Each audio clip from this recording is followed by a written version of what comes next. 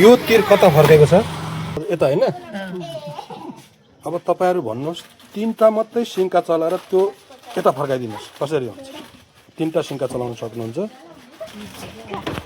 तीनटा सिंका चलाएर यता फर्काउनुस् दुईटा भइहाल्यो एउटा त हो नि एउटा भयो यता फर्काउनु पर्यो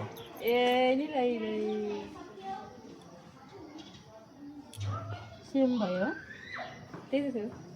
यस्तो थियो हैन अघि उता फर्केको थियो तीनटा सिंका फर्काएर चलाएर यता फर्काउनु पर्यो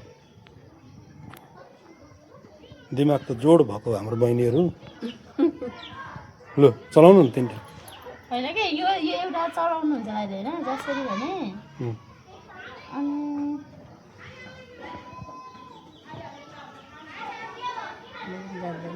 पास भयो सक्नु भन्नु आज सरी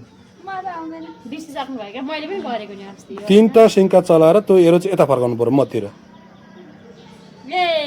आइसक्यो ल अब छोरीले प्याट्टै गर्छ ल हेर्नुस् अब एक चलायो